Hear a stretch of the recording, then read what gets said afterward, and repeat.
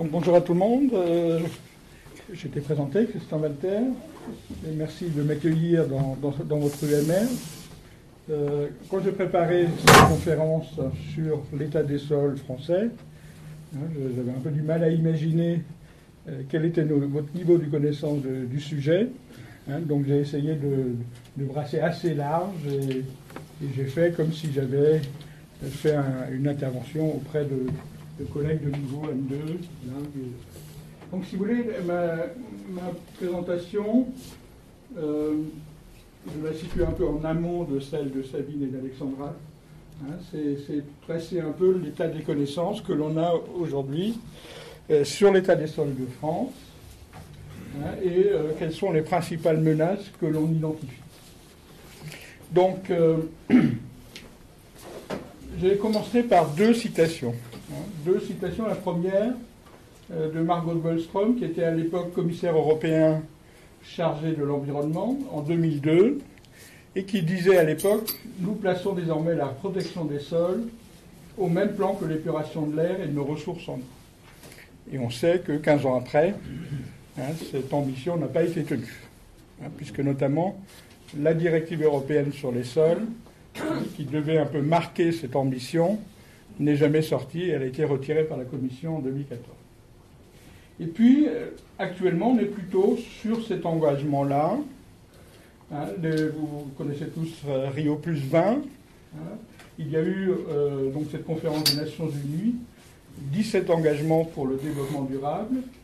Et un des engagements, c'est celui-ci, d'ici à 2030, nous nous engageons à restaurer les terres et sols dégradés et à nous efforcer de parvenir à un monde sans dégradation des sols. Donc c'est ce qu'on appelle maintenant la perte nette ou l'absence de perte nette de sol à l'échelle mondiale. Donc ça, c'est plutôt une volonté politique affichée qui se traduit, commence à se traduire par des programmes, mais on en est vraiment au début. Alors pourquoi on s'intéresse au sol à l'échelle globale ? La première raison est évidente, c'est que 95% de l'alimentation humaine vient des sols. Que malgré l'importance de la pêche, de tous les systèmes hors sol, etc., il y a quand même l'essentiel, la grande majorité de notre alimentation vient encore du sol. Et puis bien évidemment, il n'y a pas que l'alimentation, il y a d'autres services écosystémiques qui sont fournis par les sols, que je ne vais pas détailler ici, mais on voit bien des services de régulation, notamment autour du stockage, filtration, transformation des éléments, et donc le lien avec notamment les ressources en eau et les ressources en air, d'autres services d'approvisionnement, comme le bois, comme tout ce qui est matériaux, les services culturels, les services d'auto-entretien.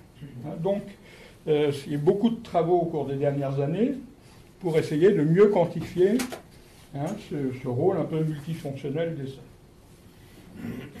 Alors, il y a eu cette année, en 2018, à l'échelle internationale, plusieurs alertes sur les sols. Et donc là, j'ai sorti les 3 rapports qui sont sortis en 2018 sur ce sujet-là. Et le premier rapport, c'est celui de la FAO, Soil Pollution Hidden Reality. C'est l'idée de faire le point sur la contamination, sur la pollution des sols à l'échelle globale. Et ce rapport montre que ce problème a été sous-estimé à l'échelle globale. Et, par exemple, je rentre de Chine il y a 3 mois. La priorité numéro 1 de nos collègues chinois, maintenant, c'est de travailler sur les problèmes de dépollution des sols. Et puis, il y a eu ce rapport là du JRC, qui est le Joint Research Center, donc ça c'est un organisme de recherche rattaché à la Commission européenne, qui a sorti la nouvelle édition du World Atlas of Desertification, et qui a évalué les pertes en terre par désertification, la désertification étant définie comme la perte d'un couvert végétal sur le sol. Et vous voyez, une surface équivalente à la moitié de la taille de l'Union européenne, plus de 2 millions de kilomètres carrés est dégradée. Et puis le dernier rapport, c'est celui de l'International Panel of Biodiversity and Ecosystem Services, qui se veut le GIEC de la biodiversité, que vous devez connaître sûrement, et qui a travaillé là sur Land Degradation Restoration, son rapport, et qui dit que la dégradation des terres est phénomène systémique et qui se produit dans toutes les parties de la Terre, etc. Donc, l'idée qu'à l'échelle globale, on a des menaces sur les sols qui sont fortes et un système qui, de façon générale, présente des sols très dégradés. Et souvent, on présente cette carte, carte qui vient donc de l'UNEP, c'est donc la Société des Nations Unies qui s'occupe de l'environnement, et qui avait sorti en 1997 ce type de carte qui présente l'état global des sols à l'échelle mondiale. Et vous voyez, par exemple, il y a simplement 3 niveaux, un niveau très dégradé en rouge, un niveau dégradé où nous sommes en Europe, d'après cette carte, et puis un niveau dit stable, c'est ce qui est en jaune. Et vous voyez que le problème de ces cartes-là, c'est que, qu'est-ce que ça veut dire dégradé ? Ce n'est pas quantifié. Et puis c'est étonnant de voir que ce qui est considéré aujourd'hui comme des zones menacées, c'est-à-dire le changement climatique affecte les sols, notamment des régions aux latitudes les plus élevées, mais ces sols étaient à l'époque considérés comme stables. Donc on voit bien que, certes, il y a une évaluation globale des sols, mais elle manque grossièrement de quantification et souvent elle souffre d'une généralisation excessive. Alors comment évaluer l'état des sols ? C'est pas facile. Et en fait, j'ai repris en compilant le dossier, le rapport de l'IPBES, j'ai trouvé cette figure, ils disent comment on évalue un écosystème. En fait, ils proposent 3 démarches. On compare au passé la situation actuelle et on regarde si la situation s'est dégradée ou pas. On regarde l'état présent et on essaye par des indicateurs de savoir si la situation est favorable ou pas. Ou on se projette vers le futur. Donc si vous voulez, 3 approches, comparer au passé, décrire l'état actuel, prédire les évolutions futures. Je vais essayer cet après-midi d'explorer les 2 premières approches. Comparer au passé, qualifier l'état actuel et prédire le futur, on y reviendra peut-être en discussion. Alors quand on compare le passé, on peut comparer à des périodes très anciennes, et généralement on compare au début, avant que l'activité humaine ne se soit imposée, et donc à l'Holocène, le début de l'Holocène, sur 10 000 ans, ou alors des références plus proches, 1900, 1960, 2000, et on va voir que en fait, on peut explorer toutes ces échelles de temps, mais avec des sources d'informations plus ou moins précises et plus ou moins pertinentes. Alors, il y a eu beaucoup de travaux, et là je ne vais pas rentrer dans les détails, mais plutôt l'idée générale de reconstituer la pédogénèse au cours des 10 000 dernières années. Ces 10 dernières années, il y a eu beaucoup de travaux là-dessus, et beaucoup de progrès qui ont été permis notamment par des techniques de datation. Et ce que font nos collègues, par exemple, qui travaillent à Chambéry, c'est qu'ils étudient la sédimentation dans des lacs alpins, ils datent les carottes, ils comptent les vitesses de sédimentation, et vous voyez, ils obtiennent sur 10 000 ans ce genre de courbe qui traduit les périodes où l'érosion est très forte, c'est quand on est au-dessus, et puis les périodes où c'est plutôt l'altération qui domine, et donc on produit plus de sol qu'on en détruit. Et on voit bien qu'il montre ainsi que sur ici ces 6 000 dernières années, on a plusieurs crises érosives, c'est-à-dire des moments où l'érosion est nettement supérieure à la production de sol. Et on voit bien l'âge de fer, on voit la période romaine, qui est une période très forte, le Moyen-Âge, le 19e siècle, et dans ces zones de montagne, c'est plutôt les 60 dernières années où l'érosion s'est beaucoup atténuée, parce que récemment, dans ces zones de montagne, on a plutôt de l'afforestation qui s'est faite dans les zones les plus élevées. Mais on voit bien que la dégradation des sols, et l'érosion est un processus majeur de dégradation, n'est pas un phénomène récent, c'est un phénomène, bien évidemment, qui date, grosso modo, de l'influence de l'activité humaine. Alors, ça c'est vrai dans les Alpes, c'est aussi vrai quand on s'intéresse à des situations de plaine. Et voilà, par exemple, souvent ce qu'on trouve dans le massif armoricain, là, donc moi je viens de Rennes, vous avez des talus, et en amont des talus, vous avez eu des accumulations de terre qui traduisent le fait qu'il y a eu de l'érosion. Vous voyez par exemple ici, l'homme a mis le talus, Et puis, avec le temps, on a eu cette différenciation d'altitude qui traduit en amont une érosion intense qui s'est produite. Cette érosion est-elle moderne ou ancienne? Alors, on savait assez peu de choses là-dessus, et c'est quand on s'est mis à dater les différentes couches dans ce type d'accumulation en amont de haies, on se rend compte, vous voyez, que ici ce sont des techniques dites d'OSL qui permettent de savoir quand est-ce que les grains de quartz ont été enfouis. On voit bien que tous les horizons profonds, ce sont des séquences d'érosives, 10 000 ans, 1000 ans, 400 ans. Donc on voit bien, on a bien eu encore, même en situation de plaine, des accumulations de terre qui se sont faites, notamment au cours du dernier millénaire, quand les paysages se sont mis en place, etc. Et ce n'est que la partie supérieure qui correspond à des processus d'érosion plus récents. Donc, si vous voulez, une caractéristique des sols, c'est quand même qu'elle enregistre, dans les sols d'aujourd'hui, vous avez la marque de l'érosion d'hier. Ce n'est pas comme l'eau ou l'air éventuellement qui se renouvelle assez rapidement. On a bien des marques anciennes de dégradation. Alors, donc ça c'est, grosso modo, on va dire, depuis l'Holocène jusqu'au début du XIXe siècle, on sait qu'il y a eu des processus de dégradation, mais on a assez peu d'informations pour généraliser cela à l'échelle des sols entiers ou moyens français. Donc ce qui est clair, c'est que après 1960, quand on considère les sols agricoles, on a eu des changements majeurs qui se sont produits, du point de vue des sols. Ils sont assez mal documentés quant à leurs effets, parce que quand vous cherchez des analyses de sol il y a 50, 60 ans, vous avez beaucoup de mal à en trouver. Vous trouvez certes des analyses dans quelques dispositifs expérimentaux, mais vous avez du mal à voir un état, un panorama général de qu'est-ce que c'était que les sols il y a 60 ans. Donc si on regarde un peu ce qui s'est passé à ce moment-là, c'est bien sûr d'abord toutes les opérations d'aménagement foncier, les remembrements, les élargissements de parcellaires qu'on voit ici, ça c'est 1950, un petit secteur de Bretagne, ça c'est 50 ans plus tard, et à l'échelle française, 18 millions d'hectares ont été aménagés entre 1950 et 2000. Donc on voit bien qu'une grande partie des sols français ont subi un aménagement important.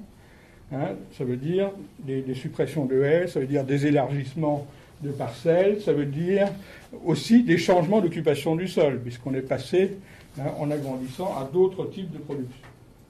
Drainage agricole, 2,8 millions d'hectares, après 1960. Donc là encore, vous voyez, on change radicalement quand même le fonctionnement hydrique des sols. Amendement calcaire, 60% de la SAU, qui est amendé pour relever le pH des sols. On sait les surfaces qui sont concernées. Vous pouvez préciser SAU, c'est surface. Ah oui, pardon. Excusez-moi. Surface agricole utile. Et en France, de combien 30 millions d'hectares. 30 millions d'hectares. 300 000 km². Donc ça fait comme les 18 millions d'hectares qu'il y a... Donc ça c'est à peu près 18 sur 30. La fertilisation, donc bien évidemment tout ce qui est azote, phosphore, potassium, mais aussi tous les oligoéléments, ce qu'on appelle les oligoéléments, c'est-à-dire des éléments indispensables à la plante, comme le cuivre, le bore, le zinc, qui étaient souvent carencés dans les sols et qu'on a relevé au cours des années, notamment dans les sols très acides, pour lever ces carences. L'irrigation, 1,5 million d'hectares, et le travail du sol par les charrues qui occupent 62% de cette surface agricole utile. Donc ce qui n'est pas labouré, c'est soit des prairies, soit des zones qui sont passées maintenant en non-travail du sol ou en non-labour. Donc si vous voyez, on sent bien qu'il y a eu là des transformations majeures à partir des années 60, mais on a très peu de choses pour quantifier quels ont été les effets de ces transformations à l'échelle globale sur les sols. Alors on a quand même quelques indices, parce que dans certaines régions on a des données, on a su retrouver des données anciennes, et vous voyez par exemple, ça ce sont les teneurs en phosphore, donc un élément majeur. dans les sols, et notamment dans le Finistère, depuis les années 60. Et vous voyez que dans les années 60, nous étions à des valeurs inférieures à 150 ppm pour l'essentiel. Donc ce sont des valeurs très carencées pour ceux qui ont un peu un ordre de grandeur en tête, hein, des valeurs en phosphore. Et puis progressivement, on voit augmenter les teneurs. Hein, on est actuellement à 600 ppm, c'est-à-dire des valeurs qui sont jugées là, hein, très fortes. Et donc on voit bien, on a passé de 50 ans à des carences systématiques en phosphore dans les sols, à des situations, hein, de teneur excessive. Quand on regarde par exemple l'évolution il y a un autre observatoire qui avait été installé par un précurseur dans le Finistère, Copenay, qui dès 1973 se disait, attention, les pratiques s'intensifient beaucoup, on va mettre en place un observatoire pour voir quel est l'effet sur les sols. Et donc vous voyez, par exemple, Copenay a montré que sur les parcelles, hein, qui recevaient du lisier, on a multiplié les teneurs en phosphore par 2, hein, en 20 ans, 25 ans. Ça, c'est en moyenne. Les teneurs en zinc aussi, les teneurs en cuivre. Donc, on sait qu'on a eu des évolutions très fortes des teneurs en éléments chimiques dans les sols, hein, par les pratiques qui se sont intensifiées à partir des années 60. OK ? Alors, maintenant, l'état actuel. Hein, je suis dans les temps à peu près, oui. L'état actuel. Donc là, l'idée, c'est qu'au lieu de comparer au passé et voir quelles ont été les évolutions, on prend l'image actuelle des sols et on essaye de qualifier cette image. Alors quand je dis actuelle, c'est la période, on va dire, 2000-2020. Une période où on commence à avoir plus de données, hein, sur l'image globale des sols en France, notamment par la mise en place au début des années 2000, hein, d'un réseau de mesure de la qualité des sols. Vous voyez, ce sont ces sites, soit en forêt, ça c'est les points verts, soit tout le reste, hein, c'est des surfaces agricoles ou urbaines.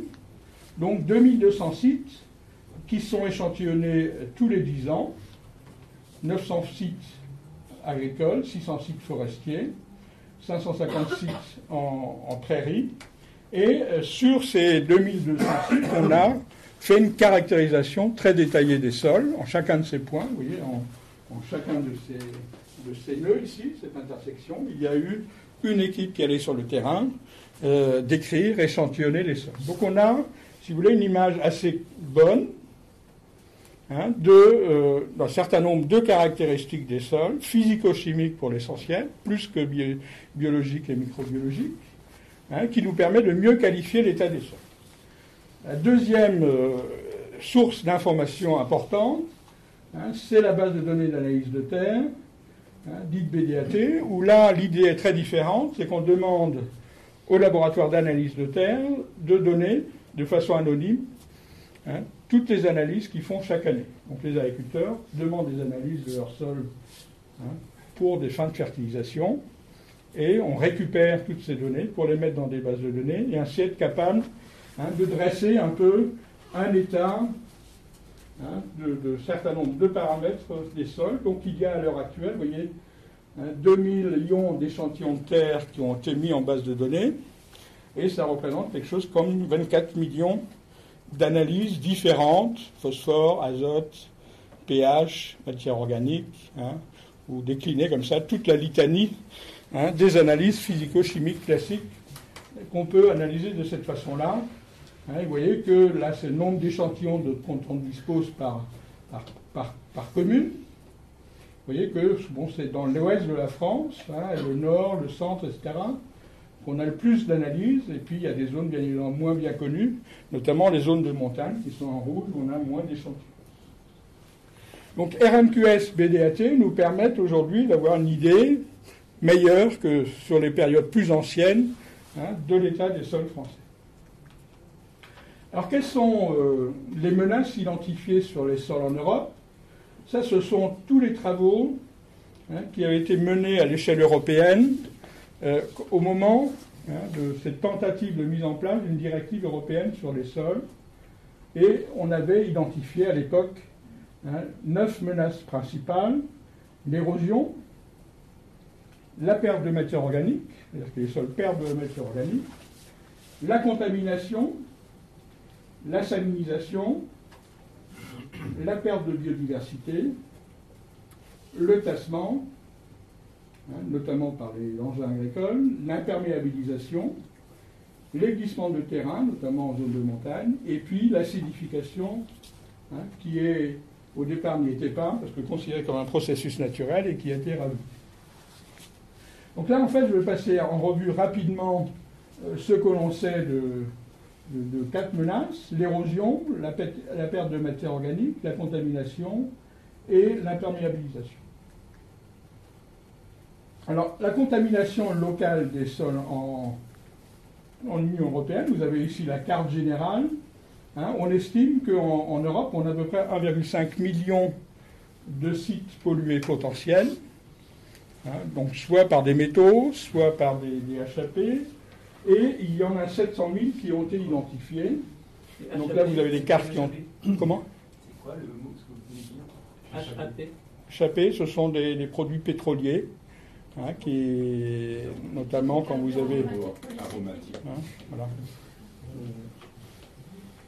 Donc, si vous voulez, on voit bien que en France, il y a un certain nombre de situations avec des sites pollués, mais ce sont souvent dans les anciennes régions industrialisées d'Europe qu'on a les situations les plus importantes et les plus graves.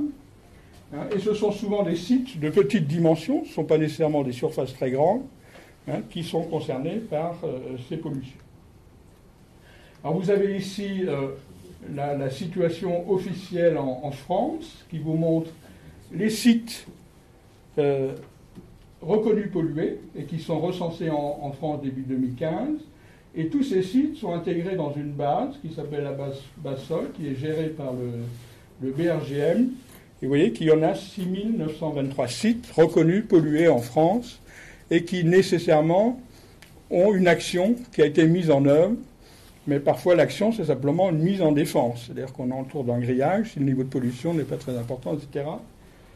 Ou alors, dans certains cas les plus graves, les plus dangereux par rapport à l'exposition, on va être obligé de traiter. Et puis, il y a les sites potentiellement pollués, parce qu'on sait qu'il y a eu d'anciennes activités, ou les récentes même, des activités potentiellement polluantes, une ancienne station-service d'essence. On se doute que peut-être en dessous, il y a eu des pollutions qui se sont produites. Et là, on a 340 000 sites. Et vous voyez que les pollutions principales sont liées aux hydrocarbures ou alors aux métaux, qui représentent toute cette proportion. Donc ça, ce sont des pollutions fortes, ce sont des pollutions plutôt ponctuelles sur des surfaces assez petites. Et puis, il y a des contaminations beaucoup plus diffuses sur des espaces plus larges. Et le réseau de mesure de la qualité des sols que je vous ai montré tout à l'heure a permis à nos collègues d'Orléans d'évaluer les apports de plomb d'origine anthropique qui ont été déposés sur les sols ici dans la région parisienne. Et vous voyez qu'en reprenant ces mesures, ils ont évalué à quelque chose comme 140 000 tonnes de plomb les apports sur les sols de la région Île-de-France.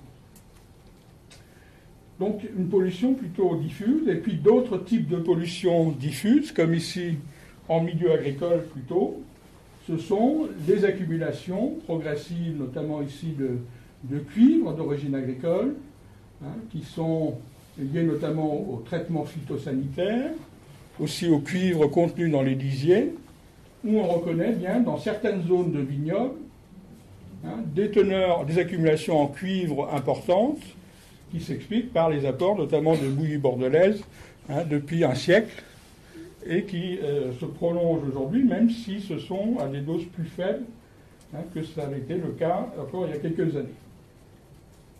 Donc des pollutions ponctuelles, fortes, et puis des contaminations plus diffuses sur les sols, qui vont concerner des apports soit phytosanitaires, soit liés à des recyclages éventuellement de matière organique, Sabine y reviendra, ou à d'autres types d'apports comme les lisiers. Alors maintenant, deuxième menace, c'est l'évaluation de l'aléa érosif à l'échelle française. Alors, l'érosion, là, on change un peu de méthode, parce qu'on a très peu de mesures d'érosion des sols effectives. On utilise plutôt des modèles, et on se demande, dans ces modèles, qu'est-ce qui favorise l'érosion? C'est le fait d'avoir des sols avec de faibles stabilités structurales, beaucoup de sols nus, des sols en pente, etc.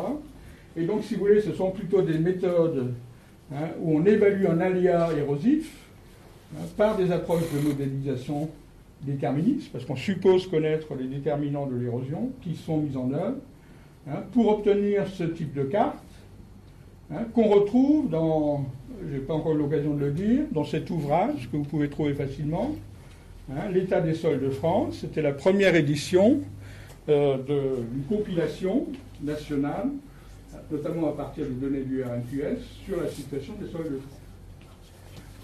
Et vous voyez, là, on identifie les zones en France, en rouge, où les risques érosifs sont les plus importants, soit parce que les sols ont de faibles stabilités structurales, soit, c'est par exemple le cas ici, soit parce qu'on a beaucoup de surfaces en sol nu, etc.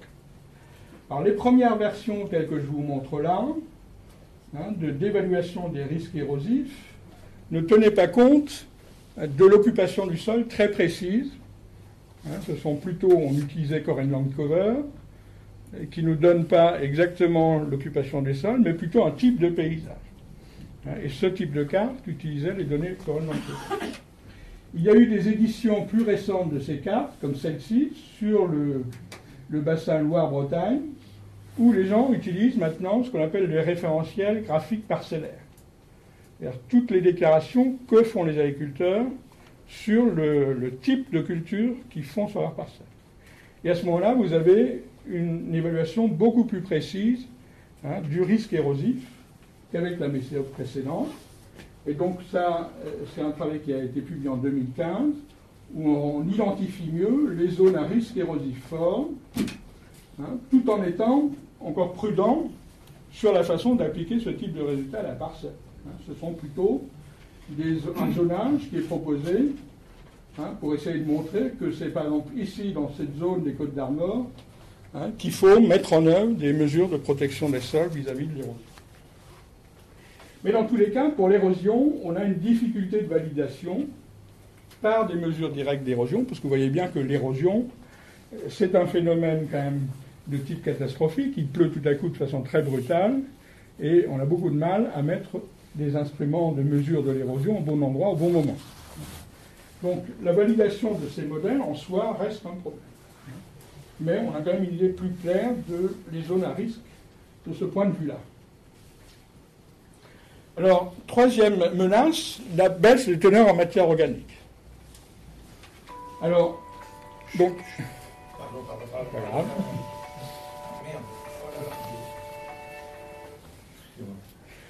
Donc là,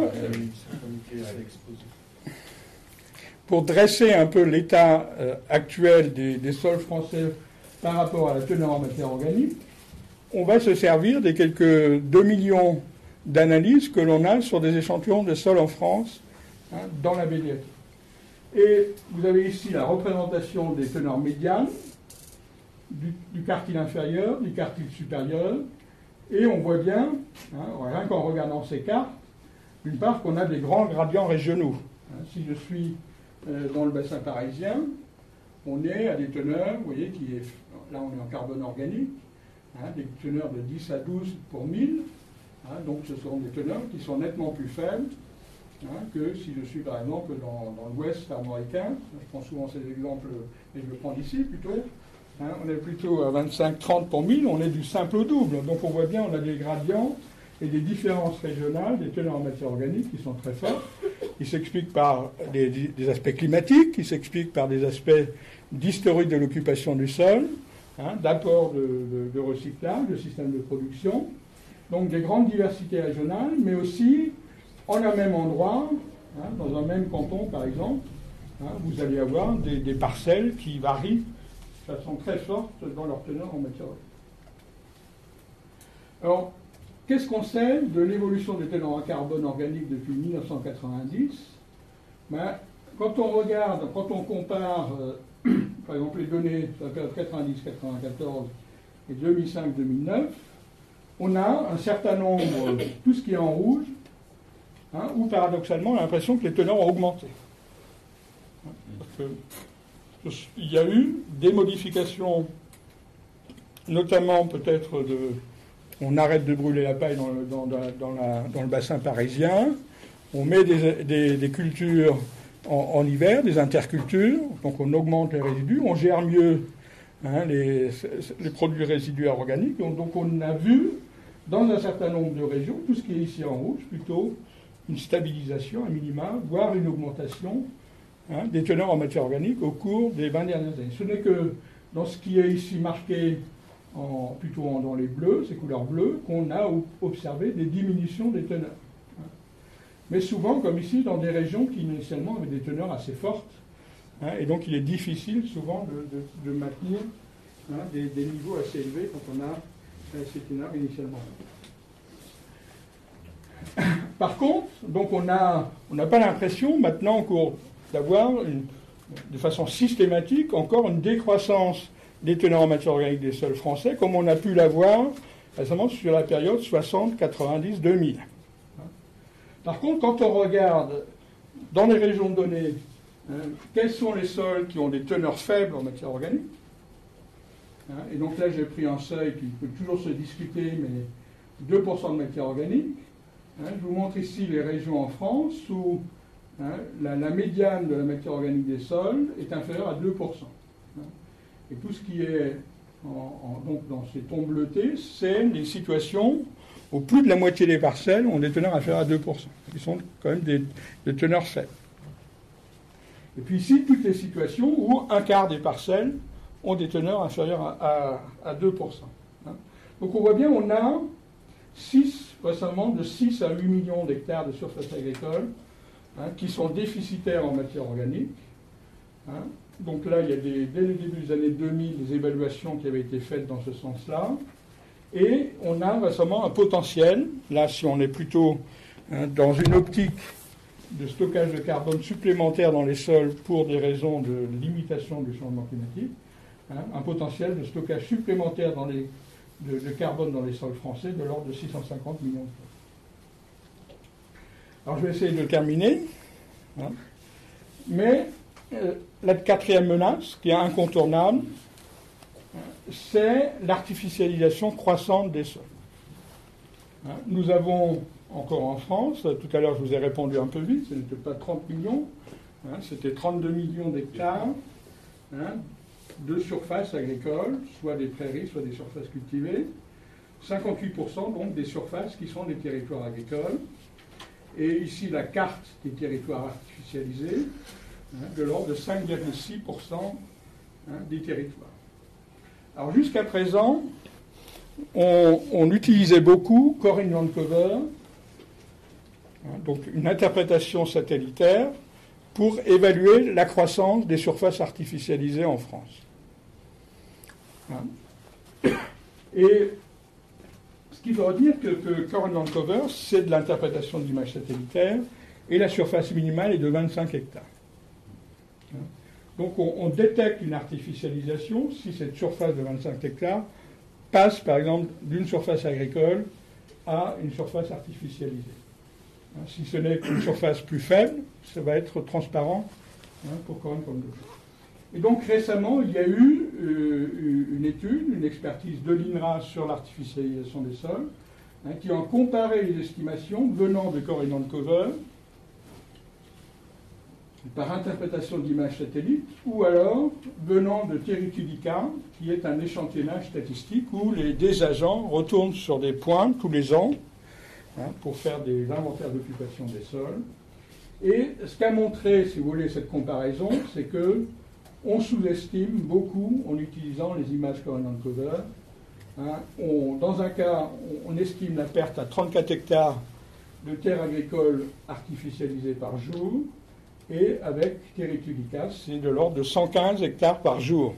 C'est-à-dire que toutes ces petites surfaces artificialisées, qui étaient transparentes pour Core Inland Cover, représentent une surface beaucoup plus importante qu'on l'estime. Donc si vous voulez, vraisemblablement, dans la situation actuelle, la dégradation, la source majeure de dégradation, c'est bien cette artificialisation. Alors là, c'est un peu la gain et perte de terres agricoles, d'après Teritulica. Vous voyez qu'on perd à peu près 70 000 hectares de territoire agricole par an, plus ou moins 18 000, pour montrer l'importance de l'incertitude.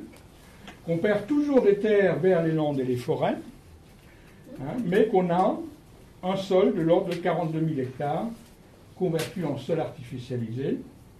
Donc ça représente 115 hectares par jour. Alors, l'intéressant de comparer à l'Allemagne, l'Allemagne, il y a 10 ans, était à 150 hectares par jour, et actuellement à 90, et vise 30 hectares par jour d'artificialisation.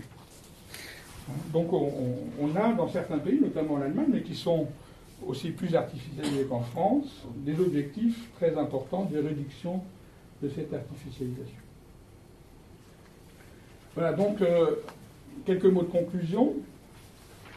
Premier point, la dégradation des sols est souvent ancienne, érosion, contamination par des métaux, HAP, des pesticides rémanents aussi, que je ne vais pas évoquer, peut-être qu'on aurait pu parler de la chlordécone, que je ne peux pas évoquer. On a eu une modification majeure des sols depuis la révolution agricole post-1950, mais pas nécessairement de dégradation, c'est-à-dire que quand vous relevez le pH de 5 à 7, souvent pour les agriculteurs, c'est une amélioration plutôt qu'une dégradation. Voilà, donc tout changement ne veut pas dire dégradation. Il y a eu certaines pressions sur les sols qui ont été réduites depuis 1990. Je pense qu'on a quand même beaucoup baissé les problèmes de surfertilisation, en limitant par exemple les apports qu'on pouvait faire. On a réduit aussi les problèmes de contamination, notamment, me semble-t-il, par tout ce qui est produit recyclé sur les sols. Il y a des incertitudes importantes sur certaines évolutions récentes, compaction, érosion, biodiversité. Il y a la nécessité de réduire le rythme de l'artificialisation des sols, tout en changeant les modes d'artificialisation, parce que artificialisation, ça ne veut pas dire nécessairement tout bétonné, tout goudronné. Éventuellement, ça peut être des parkings filtrants. Voilà. Donc il y a aussi d'autres façons d'artificialiser que celles qu'on pratique couramment. Les évolutions futures, je ne l'ai pas évoqué, c'est bien sûr le fait que les sols soient soumis au changement climatique. Donc on s'attend à des évolutions de matière organique et de la biodiversité.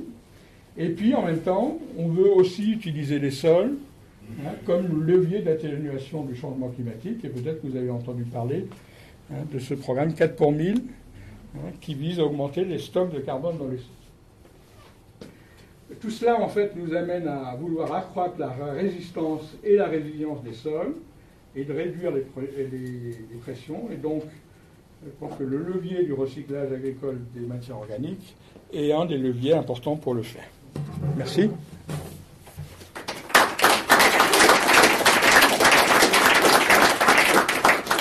Donc là, on va vraiment prendre quelques minutes s'il y a des demandes de précision, des questions techniques, mais la discussion sera après les 3 intervenants. Quels sont les leviers en Allemagne pour diminuer aussi drastiquement l'artificialisation ?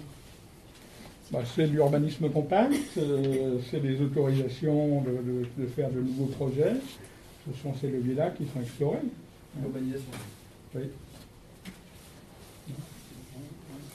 Oui, vous n'avez pas parlé de l'agriculture de conservation des sols et entre autres le mouvement, il y en a quand même un qui commence à se développer réellement en France. C'est peut-être intéressant d'expliquer, que je suis persuadé que vous connaissez ça.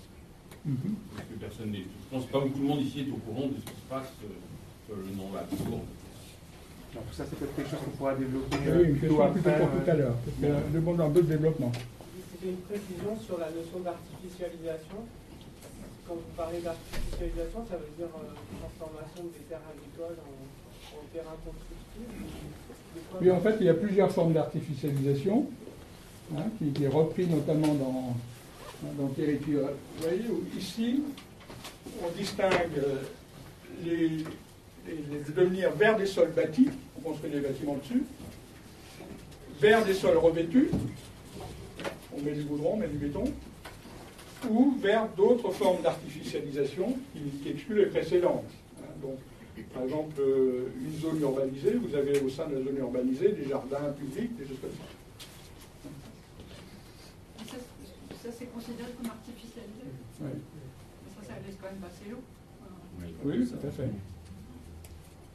C'est pour ça que les gens qui regardent les services dans les sols urbains, ils découvrent parfois que les services rendus par les sols urbains peuvent être importants. Encore une question technique, non, c'est bon? Juste, oui, pour compléter, c'est vrai que le terme d'artificialisation est très franco-français aussi. On n'a pas cet équivalent dans d'autres pays. C'est vraiment sur la dimension, le degré d'irréversibilité ou de changement d'affectation de l'usage de ce sol qui est important. Juste sur le programme 4 pour 1000, vous en reparlerez après éventuellement. Le problème 4 pour 1000, c'est l'idée que si on arrive à augmenter de 4 pour 1000 le stock de carbone dans les sols, on arriverait à compenser les émissions